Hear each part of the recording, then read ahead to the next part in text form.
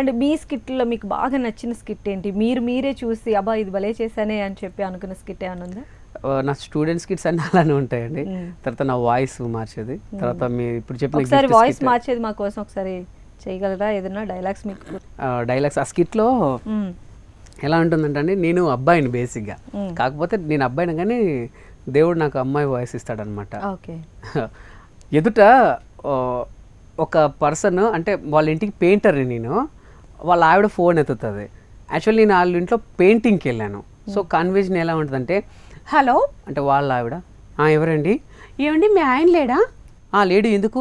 నిన్న నైట్ కొత్తింటికి తీసుకెళ్ళాడండి. కొత్తింట్లో నాతో చాలాసేపు వర్క్ చేయించుకున్నాడు. ఇప్పటి వరకు పేమెంట్ ఇవ్వలేదు. నేనేం చెప్పమంటారు?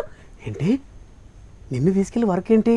ఏం మాట్లాడుతున్నావు? చూడండి, మధు ఫోన్ చేసిందని చెప్పండి, నాకు ఒకసారి కాల్ చేయమని చెప్పండి అని ఫోన్ పెట్టేస్తాం. మధు అంటే అబ్బాయి, చేసింది పెయింటింగ్, అది మిస్అండర్స్టూడ్ చేసుకుంటుంది. వచ్చాక వాళ్ళ ఆడిని కొడతాను అన్నమాట.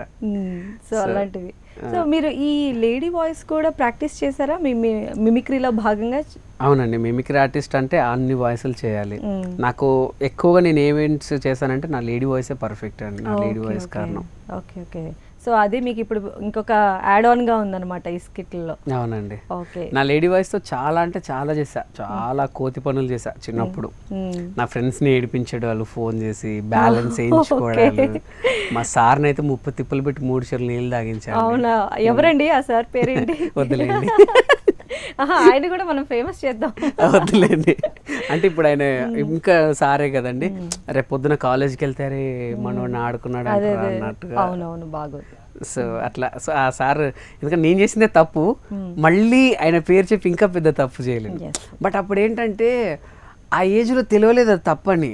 కాకపోతే నేను రోజు ల్యాబ్ దగ్గర ఆపుతాడు, ప్రతిసారి ఆపుతాడు, కాలేజీలో నిలబడతాడు. కార్నర్ చేసేసరికి మీరు ఆయన్ని కార్నర్ చేశారు.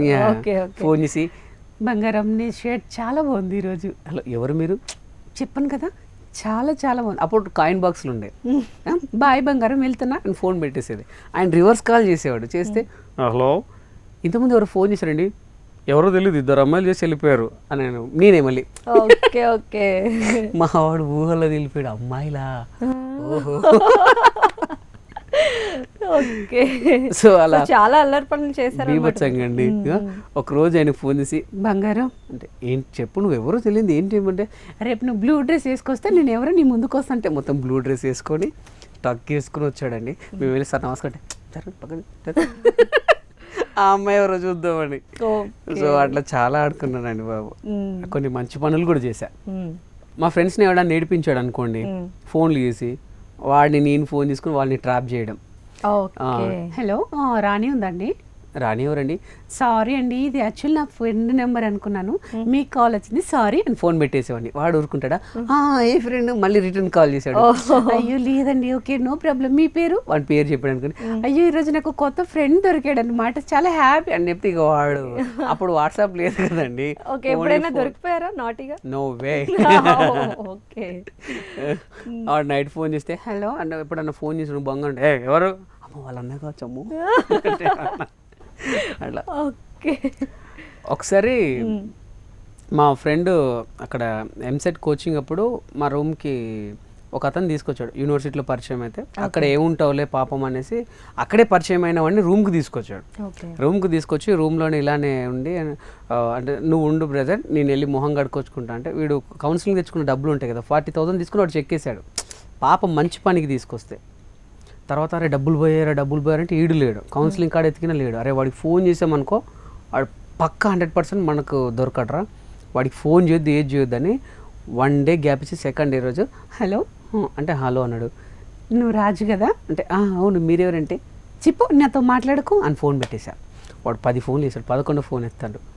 ఏంటి ఎందుకు ఫోన్ చేసినావు, మీరు ఎవరు చెప్పండి, ఆ రోజు నాకు నెంబర్ ఇచ్చావు, తర్వాత ఎవరైనా అడుగుతున్నావా, అసలు నాతో మాట్లాడకు నువ్వు అని అంటే, ప్లీజ్ ప్లీజ్ ప్లీజ్ చెప్పు అన్నాడు. సరే ఎక్కడున్నావు అంటే, హైదరాబాద్లో అంటే, హైదరాబాద్లో అంట, నేను రేపు భాగ్యనగర్ ట్రైన్కి వస్తున్నా, నన్ను రిసీవ్ చేసుకో, అప్పుడు నేను ఎవరో నీకు తెలుస్తుంది అన్న. సరే వస్తా అన్నాడు.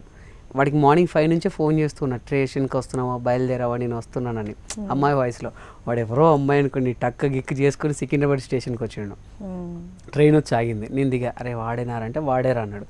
సార్ నువ్వు నాతో ఉండు అని చెప్పి మిగతా ఫ్రెండ్స్ని పంపించేసా, ఓకే. వాడిని రౌండప్ చేయండి రా అని. వాళ్ళు వెళ్ళి అని రౌండప్ చేశారు. అంటే అక్కడ తెలియకుండా నిలబడ్డారు. ఎక్కడున్నావు బంగారం, నువ్వు ఎక్కడ ఇదిగో ఇక్కడ చూడరా, ఎక్కడున్నాను, ఎక్కడరా, ఇదిగో ఇక్కడ చూడ హాయ్ చెప్తున్నా అంటే అలా అలా ఎవరు ఇక్కడ రా, నేనే రా అంటే ఎవరు అని అంటే వెళ్తారు కదా, వచ్చి పట్టేసుకున్నారు డబ్బులన్నీ, మళ్ళీ రికవర్ చేశారు. ఓ వెరీ నైస్. అంటే కొన్ని మంచి పనులు.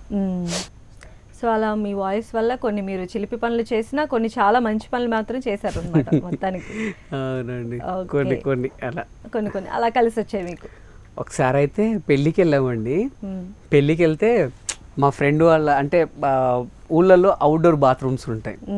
టవల్ వేసేసి పాట పాడుతున్నాను నేను, సిరిమల్లె పువ్వా సిరిమల్లె పువ్వా అని సాంగ్ పాడుతూ స్నానం చేస్తుంటే మా ఫ్రెండ్ వాళ్ళ అన్నయ్య వెళ్ళి, ఈ అమ్మాయి ఎవరిది, మా ఫ్రెండ్ వాళ్ళ చెల్ల పెళ్ళికి వచ్చిందా, ఇంత బాగుంది వాయిస్, ఎవరై ఉంటారు అని అక్కడ బాత్రూమ్ అవతల నా కోసం వెయిటింగ్ అంటే బయటకు వస్తే ఈ అమ్మాయి ఎవరో చూద్దాం ఇంత బాగా పాడుతుందని.